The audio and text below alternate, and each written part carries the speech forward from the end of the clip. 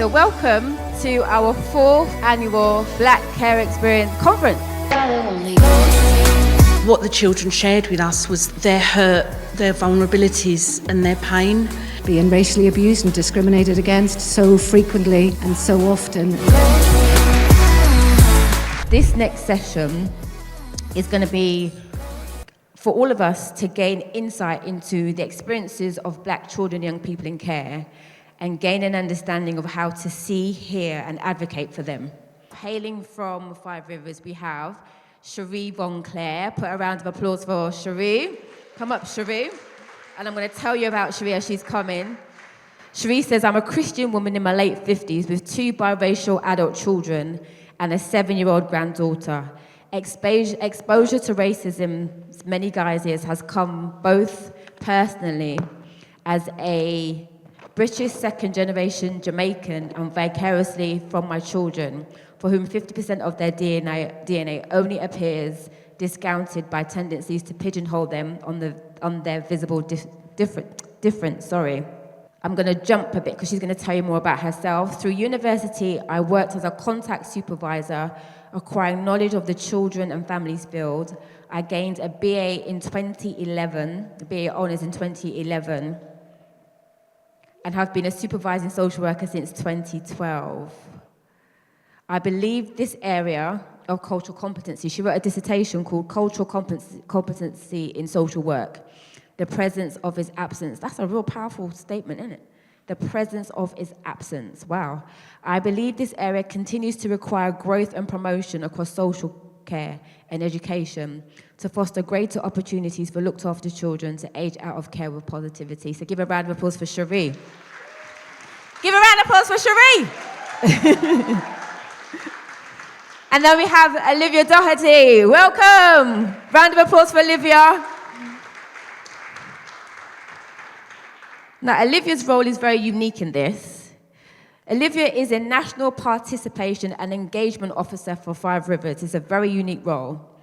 She says, I've worked with young people who are care experienced for over 25 years. I'm passionate about elevating their voices, particularly those who are most marginalized. I'm determined to provide equitable access to spaces and platforms where young people can feel safe to hear, safe to have their say. I work creatively with young people through expressive writing, animation, poetry, film and drama, and other creative arts to help facilitate examination and expression of their experiences. Creating high quality, and they're really good if you tap into Five Rivers, creating high quality professional resources and pieces of work. Our team of clinical psychologists often work alongside myself and the young people to make these resources, to help ensure that the young people's views and experiences are taken seriously. They inform service delivery and influence organizational change. Give a round of applause for Olivia. Give a round of applause for Olivia. So how are you? All good. How are you? Yeah, good, thanks. Okay, brilliant. Just like hanging out, remember? Just like hanging out. So, I'm going to ask a question. Either one of you can answer this, yeah? So, in 2023, so you both led a workshop with 16 young people who are fostered across the UK. You wanted to give them a chance to share their experiences in a safe space about how they are living with racism. Now, these are children in the care system, and you wanted to talk to them about how they're living with racism. So why did you feel or see the need to do that? Well, the young people told us themselves. Every year we run youth councils, and I've been in Five Rivers for about 10 years, and every year the young people bring up that there's issues around discrimination and oppression. We've done various projects over the years, films and podcasts, but the issue kept coming up again and again and again from different marginalised groups, but very clearly from the Black young people who attended the National Youth Council. So we've got a strategic plan, and I run listening groups every year, but we really felt we needed to create a special space where the young people could meet face to face and with other people who looked like them, who sounded like them, and not just me. So we trained up a couple of diversity listeners, Sheree and another colleague, Rochelle, and then Sheree, you facilitated the workshop, and I sort of sat in the background recording the transcriptions. Yeah, there was, I've worked in child and family field for over 20 years. I was a teacher before I was a social worker. And in that time, I've just seen how caregivers, whether that's teachers, birth parents, foster carers, there's just so much unmet and unrecognised need for our children and young people. And it's not intentional, for the most part, it's not intentional at all. But what it has done is left children without a means of identifying it. It's left them with just that overriding feeling of not knowing where they belong, how they fit societally, where they are, particularly for some of our teenagers, where identity is massive for them and they're trying to find their groove in life. And their needs not being met and recognised was just leaving a huge hole with that. So it was just really, really important to be part of this project because of that, to try and help them. Right. Everyone take notes, because this is a blueprint, because I often get asked this question: how do we get young people to tell us about what they're going through and why their experiences? And these two ladies have the blueprint, so please take notes. Okay, all right. So, talk to us about the process of why you chose these 16, the location you chose, and why you thought it was you guys that could lead this, and also Rick Flo. Tell us about the whole process. For my part, Olivia and I were quite an unusual combination, really. Olivia because she's white, me because I'm ancient. So it was, it was really hard to. We were thinking, how are we going to get into it with these children? And a lot of the children, a couple of looked after children with foster carers of my own, so they did already know me. But the majority had never ever met me before. So it was just getting it right for them, wasn't it? It was just around, I'd delivered cultural competency training to foster carers before and have spoken with a lot of carers across the group who are struggling to understand what the needs of their children are. So it seemed kind of a natural progression for me to be part of this project, but Olivia was very much the brains behind it. I just, tagged along really in the beginning. I don't know if it's about brains.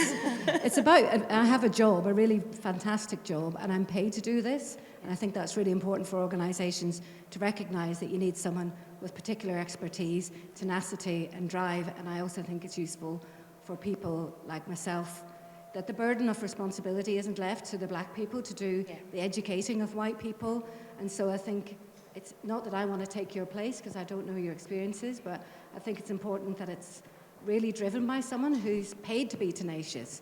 It's not like I'm amazing or anything, it's my job, but it's about recognising that it is a specialist job.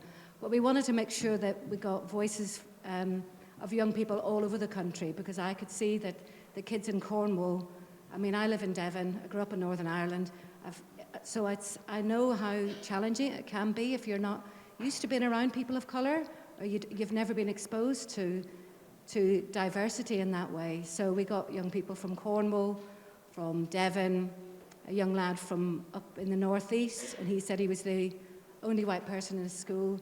He doesn't see any white people at all. There was no black teachers. Didn't see any black people at all, no black teachers. So we knew it was really important to get the voices of young people who were placed with these white families. And I guess the biracial children, they brought particular things that I was really surprised to hear as well. So tell us what they told you. Overall, is this on? 1, 2. 1, 2. 1.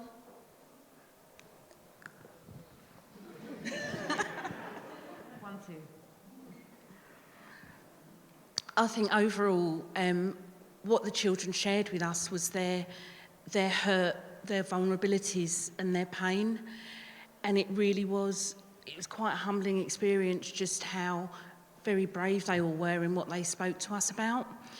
We were hearing stories of one of my children who's placed one of my foster carers, how he was really badly beaten up. It was a racist attack. This had gone round, you know how videos go viral and the world and his dog has seen them? This had gone round absolutely everywhere.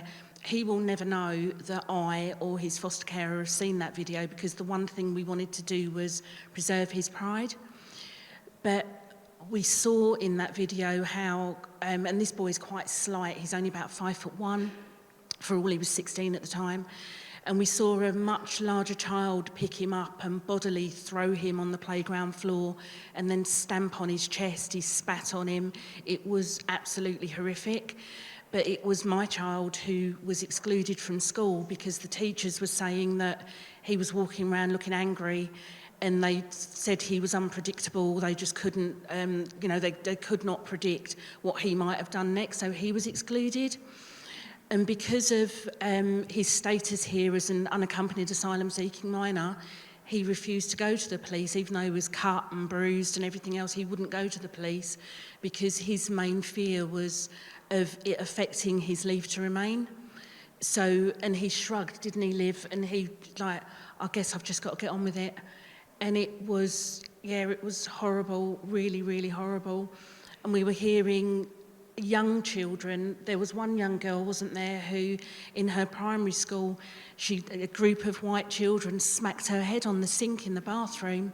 And again, she felt that she just had to keep that to herself because, although she wasn't fully understanding why it had happened, she knew that it was linked to her identity and how she looked physically.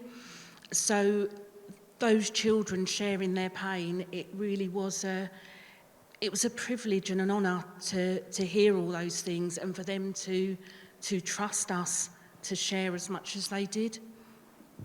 The acceptance and the frequency of the microaggressions, and almost the predictability of the microaggressions to a certain degree. They had to sort of like disavow some of the pain of both being care experienced and being racially abused and discriminated against so frequently and so often, and that's but just that was their norm, and I found that was what was most sad. And also, following on from something Millie said earlier, passing, there was one of our children he'd been told, "Oh, you look like you can be white British, let's just pretend you are," because that was in no way for his benefit, but it was him being told, just do that because it's easier. But it's easier for the adults around him. It's not. It doesn't help him. It doesn't serve his purpose. It's not going to help him with how he identifies and grows moving forward. And it definitely will never help him to age out of care positively, because he'll be in the wider world, which we all know can be a really hostile place. And he'll age out and just have no idea of who he is or where he fits at all. So when these young people were sitting and telling you their experiences, how did it make you guys feel? Heart sore. Things just don't change. I remember as a child growing up, I grew up in London, I was really, really fortunate. Loads of children looked like me. There were loads of us that were second generation children, of immigrants into this country. So I was able to identify lots with the children around me, even if they didn't physically look exactly the same. We kind of were on that same journey. But it was, the warnings that I will have had from my mum, from my grandma, they're still needed, and that just made me feel really quite sick to the stomach. My granddaughter, she's 7 now, but a year ago she had racism at school. And she bravely, I think, went to the dinner lady and told her what had happened, and she was told, "Oh, well, never mind. How dare they? How dare they?" And this is kind of what it is for some of these children, wasn't it, Liv? That they're trying to speak their pain, but they're very quickly learning, just hush. Just hush about it. And, things just don't change. So it was really hard to hear. But in terms of how it felt from those children, I was so incredibly proud of them, just their bravery and their immediate trust of us. I was also proud of me and Liv as well, because, like I say, a lot of the children were strangers to both of us, And we managed to get it right. We managed to hear them in a way that they needed. We managed to interact with them. You know, I'm 57. Some of these kids were really quite young, so that they wouldn't associate with me, an old lady in their view. But somehow, between the two of us, we got it right for them to give them that courage to speak out that day, on the day of that particular project. So, yeah. And I guess some of the things that, I mean, I had a particular experience, but some of the things that really helped was we had Rick Flo there. He's always a good magnet for young people. If Rick's performing or doing anything, the young people are there. So he was there. He's obviously very cool. He's a great role model. And throughout the book, we took some really lovely photographs of the young people, and they were like delighted with them. They're like super cool. So Rick was working kind of creatively with the young people that kind of got them relaxed, and we took very small little groups. So there wasn't sort of, it was very easy going, the meeting. It was really good fun. There was loads of food and there was music, and the kids have got gorgeous pictures now that I think they can feel really proud of, that feature throughout the book. When I realised that, you know, we'd got the kind of funding for this project, you know, we got a good whack of money to do it, I kind of felt personally, as a white person, I felt really nervous. I was really paranoid about what I didn't know, and I was ashamed about what I didn't know, and I was afraid of being exposed for what I didn't know as well. I was afraid of pronouncing people's names, and I realized I had signs of white fragility, and yeah, I had to do a good month's worth of reading. Me and white supremacy. Well, I'm not talking to white people anymore about racism. I did a lot of research, but I also had to go with an awful lot of humility, and I feel quite humbled being here today as well. And I think, yeah, when I heard what the young people told us, I was like really angry that I hadn't maybe done more before. But I guess you got to start somewhere, and starting today is better than not starting at all. And then I was kind of got into a bit of rage. And I wanted the organisation to do stuff, and for it to happen now, to happen yesterday, like, what you're doing. But I realised you've got to go slowly, and unfortunately, you've got to pander to some people and some organisations to get the tone right, and to get people to listen, not to frighten them, and to make them feel like what I felt, like, oh God, what if I get exposed? And I kind of noticed that it was almost easier to be racist than to sort of to admit that you're racist, which was really like a weird thing for me to, you know, because if I'm not doing anything about it, then I'm complicit, you know. But yeah, it was shocking what some of the young people, not some, all of the young people had to say, and unfortunately, I don't think it is any different, even right down to the hair and skin care. But I guess I was kind of proud of being part of Five Rivers, because we have our business, our family business is published for all to see. We're not hiding any dirty, dark secrets anywhere. So I feel proud that as an organisation that we are able to kind of hang out our dirty laundry and say, this is what's really happening, and we're here to learn and to make things better. And you know, I think it's huge what Liv's just said about her humility. Because when I think about humility, it's not thinking less of yourself, it's thinking about yourself less. And that's exactly what Liv did. And she put the children at the centre of everything we were doing. And in seeing what potentially her role could be in how systems don't change, the children really got a sense of that. And that was part of their bravery as well, Liv, I think, as well. You kind of holding your hand up to what you didn't know, what you hadn't seen, and it helped them to see, okay, so that's what that white lady's doing here then. She is going to get it. She does, you know, she is on our side. So it's massive. So we've been talking about the guide. You can see it on the PowerPoint presentation. So what's your plans for the guide now? Because we know it's accessible, or where is it accessible so people can get a hold of it? Even though if they scan the QR code, you can actually get access to the flip book, so you can see it as well and use it in your organisations. But what is your plan for the guide within the organisation of Five Rivers? Can I just, so with participation, I would really advocate using the Lundy model. Professor Dr. Laura Lundy is a very globally used a participation model, and it talks about providing young people with space. Space got to be good fun, where you can get to trust people, voice, and then audience and influence. So it's dead easy to make a guide like this. You know, you get the money, you make a guide, the kids have a great time, but the real work now is making sure that people read it and use it to systemically influence the practice. So that's where the work really begins. It's really easy to do the first 2 stages of that, of the participation practice. So the audience is primarily staff or anyone of any interest. We've created a workshop now that every office has to do, and I am pecking their heads. You've got to have someone there who's going to drive this practice and make sure that the process of participation doesn't fall down at any point.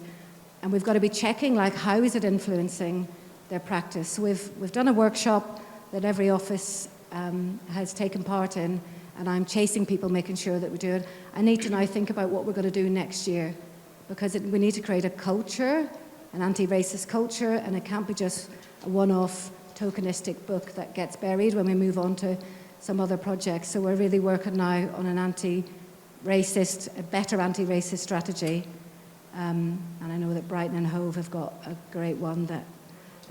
But yeah, it's about keeping on, I think. That's the next steps. Yeah, and I think a huge thing with this guide, it's about raising people's awareness to everything.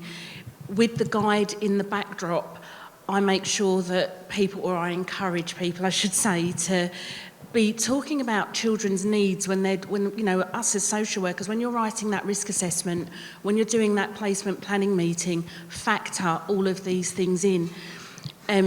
It was really great that I was able to change our initial visit template for when you go out. If you have potential foster carers approaching our agency, I'd like to be a foster carer. When people go out and do that interview, I've had a whole series of questions written into that template, because what I saw was that it's asking people what their culture, their ethnicity, their faith is, but there wasn't anything like beyond that to back it up.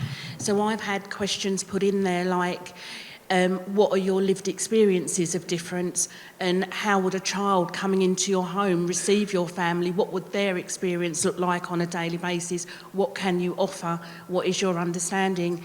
So yeah, it's really good to kind of drive that forward, and it helps people who wouldn't otherwise consider asking those questions. It opens it up far wider.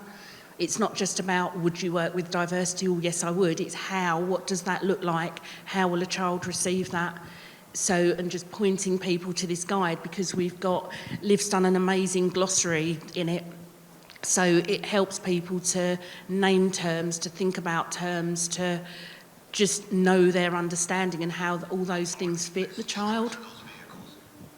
And at the back of the book, there's also lots of guides, like how to talk to young people, 0 to 6 about racism, 6 to 10. And the book it's a starting point, but it's really helpful. It's not finger pointy. It's really helpful. And anyone who's not sure can go to the back of the book.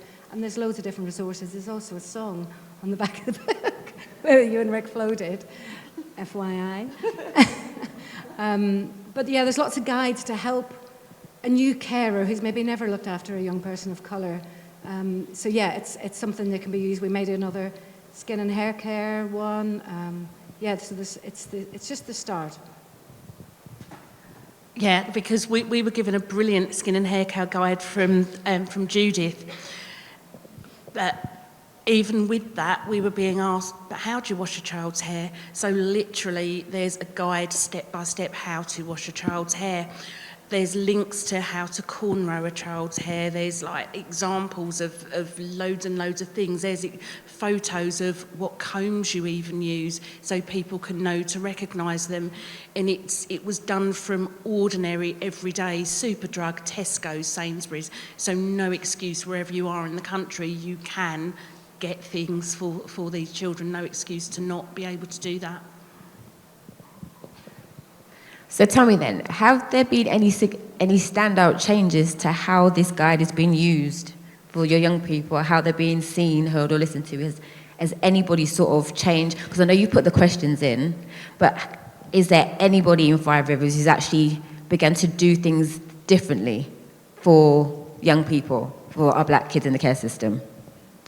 Yeah, there's certainly in Cornwall, I know we had a young person placed, and this carer had never had a black person in their home before, and straight away we were able to send them the guide in advance of the young person coming. Marginalised stress is now identified as a risk factor on some of our paperwork. You've been instrumental in changing some paperwork, and I'm hoping that our diversity listening groups will just grow from strength to strength, but I feel like we're offering them online at the minute, and I feel like it would be much better to do a residential, and they're quite good crack residentials anyway. I love a good residential. So I think I'm going to be asking for more money so that we can carry on working with young people face to face, because what we heard was really different when the kids can have a bit of a laugh and build up a bit of trust with the staff over a day rather than an hour-long online meeting. They're great, but I think we need a hybrid approach of, a residential and online.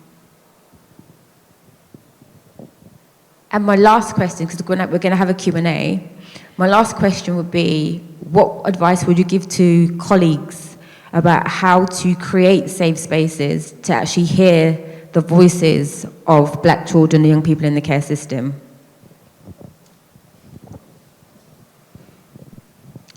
I advise people that when you look at a child, really see them. It's pure coincidence that our guide is called Do You See Me, and today is Now Do You See Us. It was we were talking about that, weren't we? But it is pure coincidence. It's not about looking just at the child physically.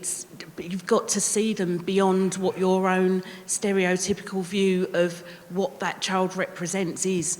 It's seeing that child before you, not their reputation, not just their physical appearance, but yeah, just them. Again, to kind of talk about you, Millie, because a lot of what you said really resonated this morning. You were brilliant. What is going on in the background for that child to give them that presentation that you're seeing? So don't just look at how a child is presenting, ask yourself why. It's not about what is wrong with the child. We're encouraging them to just say what has happened to that child, and what does it take for them to get out of bed every day? What does it take for them to identify how do they see themselves? And that's what we're trying to encourage people to see.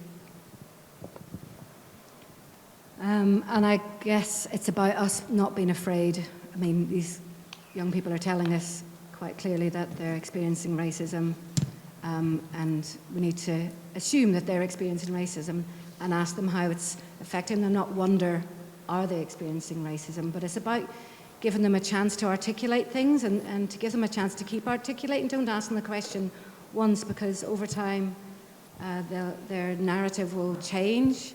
And I guess it's about keeping up with your cultural humility, but providing young people with different creative approaches, like whether it's poetry and I like working with poetry and writing, because you can say something or have a wee go at saying something and in metaphor, so it can feel a little bit safer. So whether that's music or rap or film or photography, like just apply lots of different creative approaches. Don't just squish them in a room with a pizza and expect it, to get into real depth or whatever. I mean, they do love a pizza, don't get me wrong. Give them the pizza as well as some rapping or song or a different workshop. Ask them, that's real participation. Like, what do you want? How do you want it? Who do you want it with? When do you want it? How are we going to know that we got it right? And what's the outcome? And did we do a good enough job? No? All right, we'll go back and do it again. Brilliant. So over to you guys. Any questions for Olivia or Sheree? You've got young people that you've spoken about talking about their experiences of racism, particularly in schools, and the schools saying, oh, well, what do we think needs to happen with schools? I personally am of the view, do we need to think about having clearer policies around anti-racist bullying, not just a bullying policy, which doesn't seem to be cutting the mustard? Because for me, what do we do with, oh, well, when that's the school's response? We'd like to see our guide going out to all education providers. I don't know how that can happen, but that was one of the things that we did think about when we were putting this together, because, yeah, the educators do need educating. It's huge. This, we weren't just talking about what goes on in some of our foster homes, but, yeah, the schools were the main place, and even from primary school, they're just not understanding. I mean, it's a step in the right direction, but I made a film a couple of years ago that's designed to educate teachers to help support young people, mainstream education, care experience young people. But we've done some work with the Become charity just recently, and racism features as part of that resource that's going to be used with schools during their inset days. It's a step in the right direction, but I guess I don't think trainee teachers even cover anything about the care experience in their training, let alone the black care experience. So maybe this resource will be widely available and sent to all the Department of Education. Each child, we've got about 800 young people in Five Rivers, and each child's school will be sent this resource, and they will be asked that their school, use it during their inset days. So it's a step in the right direction, but I think we've got a long way to go. Hi, thank you. I really don't wish to open a can of worms, but given your expertise, I just thought I might ask this question. You've spoken about cultural humility quite a bit, and your PhD was in cultural competence. And I just wanted to ask if you have any insight on the use of both terms, whether we should be moving away, sometimes cultural competence is being challenged because it's something that can never be achieved, whether actually we can keep using them interchangeably, or whether we should be moving away from a place of competence to a place of humility. Just would love your insights, really. I think, I've been raised in children's social care, and I'm a professional in children's social care. And children's social care does this. It's a cycle. And whenever there's a buzzword, okay, let's go with this one. And let's go with this one. And let's go with this one. If I could cut out the word cultural competency, I would. Because I don't think cultural competency is a one-time thing. It's a lifestyle. Every day you're living in a diverse world. You're getting to know people if you're going to ask them the question, where are you from? What's your family? What's your background? What's the ethnicity? So I don't want us to get caught up in buzzwords or frames, because I also realize in children's social care, they'll give you funding if you tell them a buzzword. And if you tell them another buzzword next year, which was the same thing as last year, they're going to give you money for that buzzword as well. So let's just really get away from the buzzwords of cultural competence. Let's just call it what it is. We need to get to know people. We need to understand people. We need to how to raise them. We need to know how to live with them. We need to help them. Because my thing is, when we leave the care system, we can't hold on to that, my social worker wasn't culturally competent. The kids are not saying that. We, the young people, we're not saying that you're not culturally competent. We're just saying you don't get us.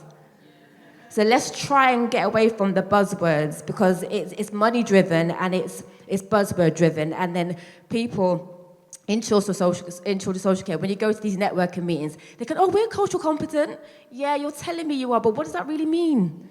So it becomes a buzzword conversation when you're networking. So just try and get away from the buzzwords and just raise the kids. If we strip it all back, just raise us. I hope that helps to answer the question. Brilliant. And kind of on the back of that, this was a massive thing. I think we were 2 days to print, weren't we, or something? And someone said, I don't like the term children of colour. So we were kind of, what are we going to use, And it's very much, it's subjective how things are described. We cannot please everybody all of the time. What words do we use? What terms do we use? We prompted in the end, didn't we? And we actually wrote a bit at the beginning of the guide.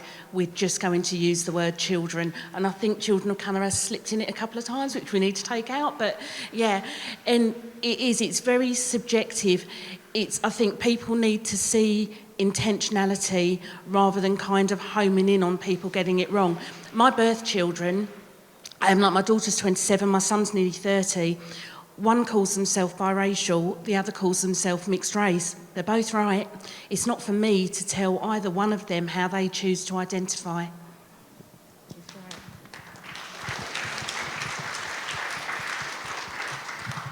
Thank you. Hello. My name's Denise. Nice to meet you all. So 7% of children in care get a good GCSE in Maths and English. And if our young people don't have Maths and English, you're not even getting on an apprenticeship. So my question, considering your work, is the work that you're doing driving up the educational achievement of our young people before they're 16? I'd say it's too young to gauge that, but do you know what? That is something we need to be looking at as this, because we've only just rolled this out.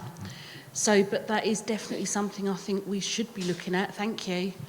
Because, yeah, that hadn't occurred to me to use that as a measure. But I think that's a really, really good idea. Thank you. Hi, I'm Casey. I'm participation worker for the National Youth Advocacy Service Cymru. My question's probably more for Liv as another participation worker. So I've got an amazing group of young people that are care experienced that inform our services, as well as consulting on other organisation policies and research.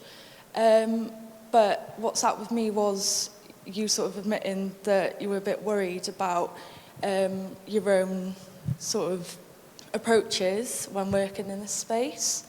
And I've come across that as well. I'm not care experienced and I'm not black.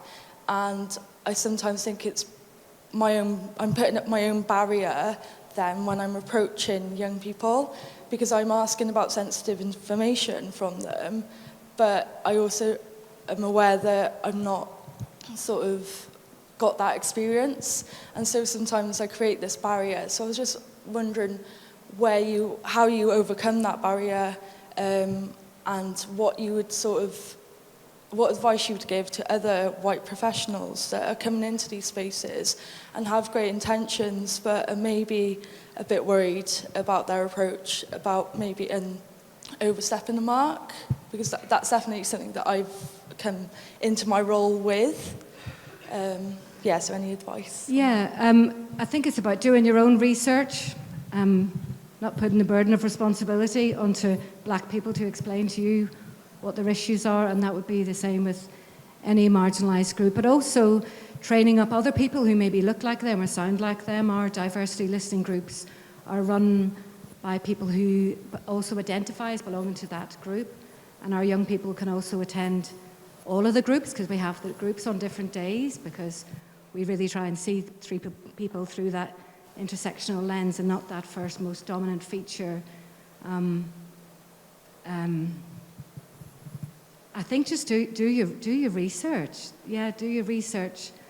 I mean, this year I'm working with complex needs, and I've had to do a lot of thinking and a lot of research around how I work with non-verbal children and make sure I'm upholding their rights, the same as any child. So you just have to go and talk to people with expertise and the professionalism, but also be mindful not to overuse that lived experience. I don't think we should be relying on young people to tell us everything. You know, young people know stuff, we know stuff, professionals know stuff, and it's about approaching it with a really co-production model with research, lived experience, and sort of professional. Yeah, so, I mean, get in touch with us. Maybe we can do something.